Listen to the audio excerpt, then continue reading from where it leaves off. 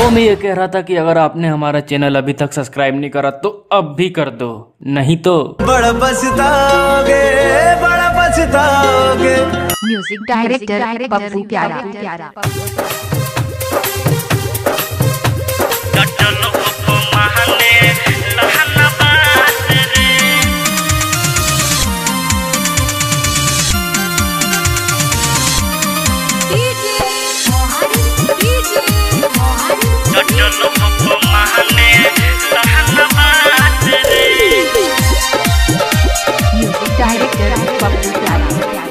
अरे रे लहगा के चंदन मारेला सखी सैया दंदन।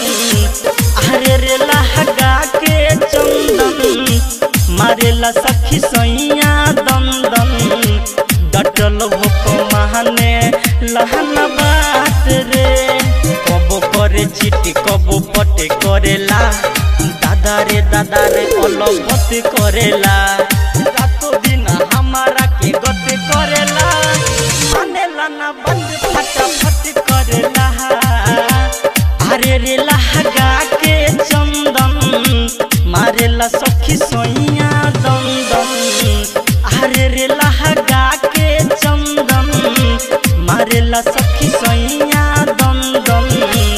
डटल हो महाने लहना बात रे। म्यूजिक डायरेक्टर पप्पू प्यारा।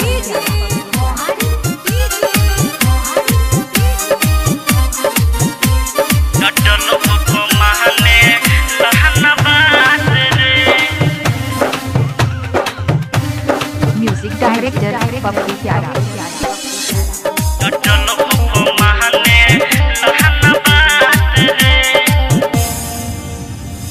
बानी हम तबाह तबियाह के मारतावे मजा उपाजा में धके। मिलल बा बेलूरा त पूरा करे। मिलल बा बेलूरा त पूरा करे। कथी के हमन एक नाही भरे। अरे रे लहगा के चंदन मारेला सखी सैया दंदन। डटल हो महाने लहना बात रे। म्यूजिक डायरेक्टर पप्पू प्यारा।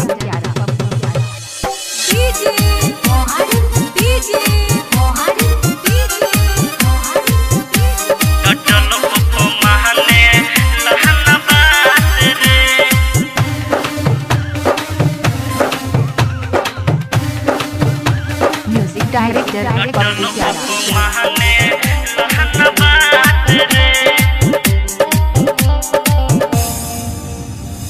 राते होके दिने नाई हमें छोड़ता।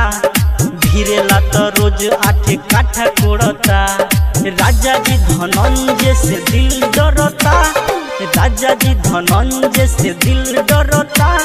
सोनुआ अनिल खाली दिल रहता। अरे रे लहगा के चंदन मारेला सखी सैया दंदन। डटल हो महाने लहना बात रे। म्यूजिक डायरेक्टर पप्पू प्यारा।